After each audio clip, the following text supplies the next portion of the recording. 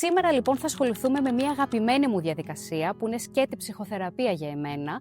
Θα φτιάξουμε χρωστικές από φυσικές πέτρες που βρίσκουμε στο ποτάμι. Είναι μια διαδικασία που πραγματικά λατρεύω γιατί μπορώ να φτιάξω τα δικά μου χρώματα, τις δικές μου κυρομπογιές αλλά και τις ακουαρέλες, έτσι ώστε να μπορώ να ζωγραφίζω και να λέω ότι αυτό το έκανα εγώ.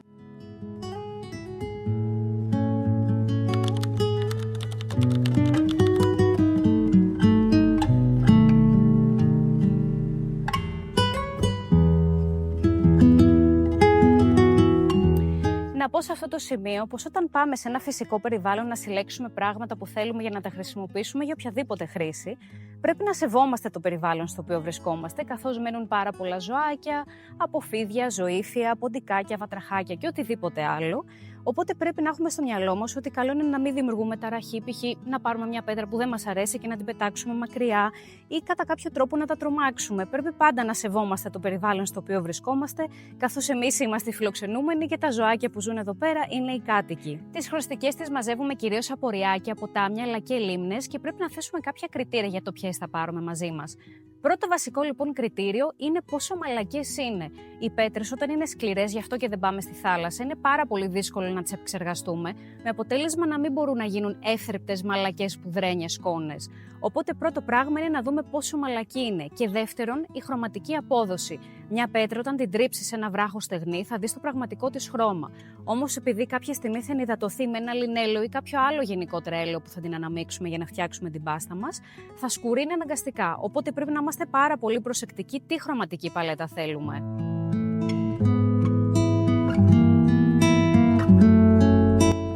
Έχω έρθει στο ποτάμι του χωριού μου, αλλά αλήθεια είναι ότι υπάρχει καλύτερο ποτάμι. Βέβαια, δεν μπορώ να πάω αυτή τη στιγμή γιατί είναι πολύ μακριά και έχει χωματόδρομο. Οπότε θα αρκεστώ στο ποταμάκι που έχω εδώ πέρα. Πρώτο πράγμα λοιπόν που κάνω όταν φτάσω είναι τι χρωματική παλέτα θέλω να έχω. Παίρνω κάποιες πέτρες και αρχίζω και κάνω δοκιμές. Δηλαδή, τις τρίβω πάνω σε μεγάλους βράχους για να δω τη χρωματική τους απόδοση. Όπως βλέπετε, είναι ένα πάρα πολύ όμορφο μέρος. Έχει πάρα πολλές πετρούλες, αλλά επειδή τα νερά έχουν λιμνάσει λίγο, έχουν καλυφθεί κάτω από τη λάσπη. Θέλει πάρα πολύ προσοχή, αποφεύγουμε να μπούμε μέσα στο ποτάμι, ειδικά αν δεν έχουμε γαλότζες. Το καλύτερο νομίζω που έχουμε να κάνουμε είναι να περιηγηθούμε εξωτερικά. Εδώ ας πούμε είναι ένα καλό μέρος να ψάξουμε πετρούλες να βρούμε, χωρίς να χρειαστεί να πάμε δίπλα στο ποτάμι. Εντάξει, αυτές είναι κοτρώνες, δεν κάνουνε. Αυτές εδώ είναι οι πέτρες που διάλεξα. Δεν θα τις δοκιμάσω αυτή τη στιγμή στο ποτάμι, αλλά θα πάω στο σπίτι. Πήρα τις πετρούλες μου, τις έχω βάλει σε μια σακουλίτσα, καθώς δεν έχω χρόνο τώρα αυτή τη στιγμή να κάτσω να κάνω δοκιμές στο ποτάμι και έχω μια εμπειρία, οπότε ξέρω ακριβώς τι πήρα. Εσείς μπορείτε να καθίσετε να τις δοκιμάσετε στο ποτάμι, έτσι ώστε μην πάτε σπίτι και ξαφνικά ανακαλύψετε ότι δεν είναι κατάλληλες πέτρες. Βέβαια, με βάση την εμπειρία θα το καταλάβετε, γιατί όταν πιέζετε μια πέτρα, έχει λίγο αυτή τη μορφή και τη σύσταση πυλού. Αυτό είναι το στόκ μου με πέτρες που έχω μαζέψει όλα αυτά τα χρόνια από λίμνες και ποτάμια και αυτά είναι τα πιγμέντα που έχω φτιάξει και χρωματική παλέτα με τη διαδικασία που θα σας δείξω. Το να φτιάξετε τις δικές σας χρωστικές από φυσικά πετρώματα ή ορυκτά είναι μια διαδικασία που χρειάζεται εξωτερικό χώρο αν δεν έχετε το δικό σας εργαστήριο, καλοκαιρία και σίγουρα κοντά σε κάποια βρύση, καθώς θα γίνουν χάλια τα χέρια σας αλλά και τα σκεύη σας. Πρέπει να προσέχετε πάρα πολύ την υγεία σας όταν επεξεργάζεστε πετρώματα, πόσο μάλλον ορυκτά, καθώς αυτά αναδύουν μια σκόνη την ώρα που τα σπάτε και αυτή η σκόνη πάει και επικάθεται στους πνεύμονες και μακροπρόθεσμα μπορεί να δημιουργηθούν προβλήματα. Όταν είχα πρώτο ξεκινήσει αυτή τη διαδικασία, δεν πρόσεχα καθόλου, με αποτέλεσμα να αρχίζω να βύχω. Σε κάποια φάση έκανα το εξής τρίκ. Άρχισα να βάζω νερό μέσα στο γουδί μου, έσπαγα την πέτρα, άδειαζα το νερό και ξαναεπαναλάμβανα αυτή τη διαδικασία. Όλη αυτή λοιπόν η σκόνη που θα διαχεόταν στον αέρα και ήταν και η σκόνη που ήθελα να χρησιμοποιήσω, εγκλωβιζόταν μέσα στο υδάτινο στοιχείο με αποτέλεσμα και να μην διαφεύγει και εγώ να μην κινδυνεύω. Φανταστείτε ότι στην αρχαιότητα επεξεργάζονταν φυσικά ορυκτά όπως ο κιναβαρίτης που είναι θιούχος υδράργυρος, λευκό του μολύβδου, σανδαράχη και άλλα πιγμέντα τα οποία περιείχαν πάρα πολύ τοξικά στοιχεία για τον ανθρώπινο οργανισμό. Επειδή όμως εμείς δεν βρισκόμαστε στην αρχαιότητα, δεν διακυβεύεται το κεφάλι μας, αλλά όταν μας πιέζει κάποιος άρχοντας που θέλει να κάνουμε το έργο του, το κάνουμε καθαρά για την προσωπική μας διασκέδαση. Για ευνόητους λοιπόν λόγους θα σας δείξω πώς κάνω μόνο μία πέτρα. Έχω αυτή τη στιγμή τα σύνεργα μπροστά μου. Τελικά που θα χρησιμοποιήσετε είναι τα συγκεκριμένα. Θέλετε μία μικρή σπατουλίτσα. Θέλετε ένα δοχείο με νερό, ένα γουδοχέρι. Εγώ δεν έχω πέτρινο γουδοχέρι όπως κανονικά γίνεται, απλά θα χρησιμοποιήσω αυτό της γιαγιάς μου. Ένα μπολάκι λίγο φαρδί, κανονικά ιδανικά θα θέλαμε να έχουμε εκείνα τα πύληνα που είναι τα κεσεδάκια. Ένα δοχείο για να βάλουμε μέσα τις σκόνης μας και τα πετρώματά μας που θα δοκιμάσουμε ευθύς αμέσως. Έχω φέρει λοιπόν εδώ την πέτρα μου, έχω μία λευκή πέτρα την οποία την καθαρίζω κάθε φορά και παίρνω το πρώτο πέτρωμα και αρχίζω να το τρίβω. Βλέπουμε το πρώτο χρώμα. Σίγουρα είναι καλύτερα να δοκιμάσετε τις πέτρες όσο βρίσκεστε στο ποτάμι για να είστε σίγουροι πως πήρατε πέτρες μαλακές που δουλεύονται εύκολα. Μην ξεχνάτε πως οι πέτρες θα δείξουν την πραγματική ένταση του χρώματός τους μόνο όταν τις δοκιμάσετε στεγνές. Ωστόσο, επειδή αναγκαστικά θα ενυδατωθούν με κάποιο συνδετικό μέσο για να μπορέσουμε να τις χρησιμοποιήσουμε, το χρώμα σκουραίνει αρκετά. Και αυτή είναι η τελική μας χρωματική παλέτα. Οι πέτρες είναι αρκετά ψαθυρές όπως παρατηρείτε από την πούδρα που βγάζουν και αυτό σημαίνει πως θα δουλευτούν πάρα πολύ εύκολα. Η επεξεργασία πραγματοποιείται σε εργασιακούς κύκλους. Στόχος μας είναι να εξαντλήσουμε τη λεπτότερη σκόνη που μπορεί να μας δώσει κάθε πέτρα. Ξεκινάμε τη διαδικασία βάζοντας λίγο νερό στο γουδί μας και αρχίζουμε να σπάμε την πέτρα σιγά σιγά, με αποτέλεσμα όλη αυτή η πούδρα που θα έφευγε στον αέρα να εχμαλωτίζεται στο υδάτινο στοιχείο. Διαλέγοντας τις πιο μαλακές πέτρες, η ζωή μας γίνεται ευκολότερη, καθώς δεν χρειάζεται να τις σπάσουμε εξ αρχής για να τις τοποθετήσουμε στο γουδοχέρι. Δεν υπάρχει κάποιο μοτίβο κινήσεων για να σπάσετε καλύτερα την πέτρα. Νομίζω οι κυκλικές κινήσεις είναι οι καλύτερες, αλλά θέλει λίγη δύναμη, δεν θα σας πω ψέματα. Να πω σε αυτό το σημείο, δεν υπάρχει σωστός χρόνος πολτοποίησης ή ορισμένη ένδειξη για το πότε έχουμε κάνει κάτι σωστά. Όταν φτιάχνουμε χειροποίητα πράγματα, τα επεξεργαζόμαστε ενστικτωδώς και μαθαίνουμε μέσα από την επαφή μας με τα υλικά. Είναι κάτι σαν τις συνταγές της μαγειρικής.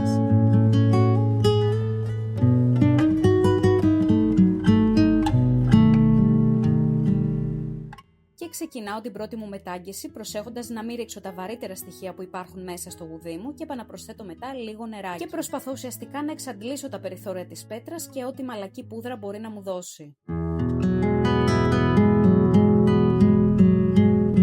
Παρόλο που έχω πολτοποιήσει τελείως την πέτρα, υπάρχουν αρκετά βαριά στοιχεία μέσα, θα το καταλάβετε όταν τρίβετε με το κουδοχέρι. Αυτά δεν θέλω με τίποτα να πάνε στο καλό μου μείγμα.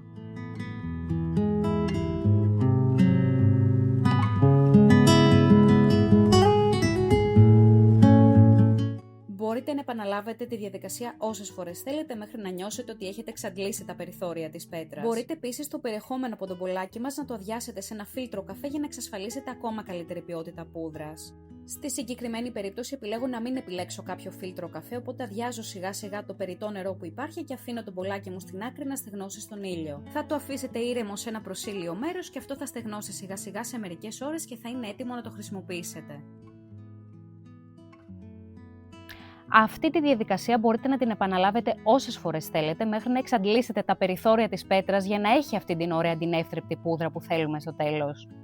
Και με μία σπάτουλα εικαστικής χρήσης αρχίζετε να σπάτε το χρώμα που έχετε στεγνώσει για να το δοκιμάσετε και να το αποθηκεύσετε. Αυτή η σκόνη μπορεί να χρησιμοποιηθεί για να φτιάξετε παστέλα, κουαρέλες, ελαιοχρώματα και οτιδήποτε άλλο θελήσετε.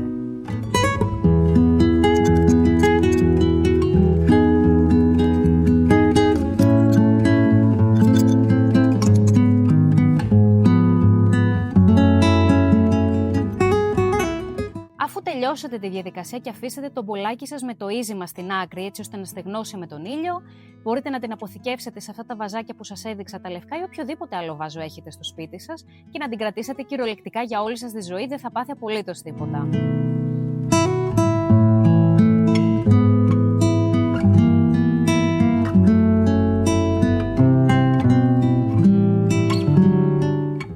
Εδώ πέρα βλέπετε και καλύτερα τα συμπαγή στοιχεία που έχει.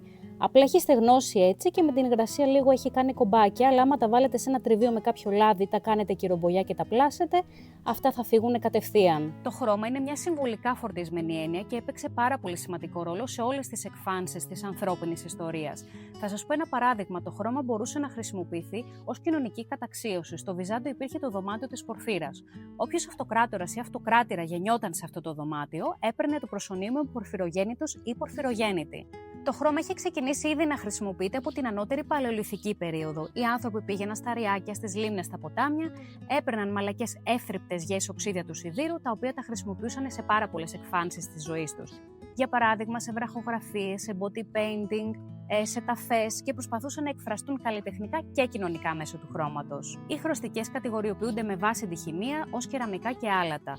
Πάρα πολλοί φυσιοδίφες της αρχαιότητας, όπως ο Θεόφραστος, ο Διοσκουρίδης, ο Πλίνιος, ο Βιτρούβιος και κάποιοι άλλοι, μας δείχνουν ακριβώς τις συνταγές και τον τρόπο που τα επεξεργάζονταν στην αρχαιότητα και τα βλέπουμε στα έργα τέχνης σήμερα και τα ταυτοποιούμε. Κάποια στιγμή θέλω να κάνω και ένα part 2, πώς μπορείτε να φτιάξετε το δικό σας τριβείο, ποιες είναι οι ποσότητες του λινελαίου που μπορείτε να βάλετε, όπως επίσης πώς θα φτιάξετε και δικές σας κυρομπογιές. Θα το πω πάρα πολλές φορές αυτό για την υγεία μας, πως θέλει τεράστια προσοχή. Ο τρόπος που σας έδειξα όταν υγροποιείται η πέτρα είναι ο πιο ασφαλής μέχρι στιγμής που έχω δοκιμάσει και έχω κάνει πάρα πολλές χαζομάρες γύρω από αυτό το θέμα.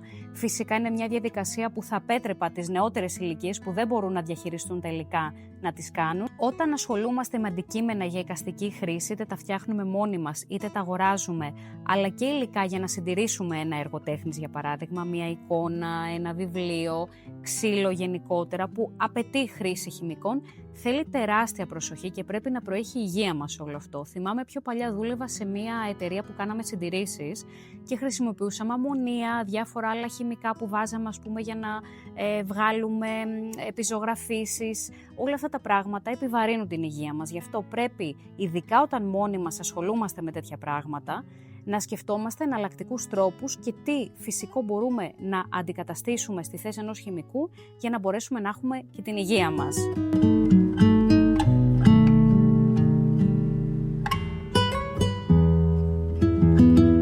Είναι μια διαδικασία που προσωπικά λατρεύω και προσπαθώ να την κάνω με τον πιο ασφαλή τρόπο, όπως σας έδειξα. Αποτελεί σκέτη ψυχοθεραπεία για εμένα.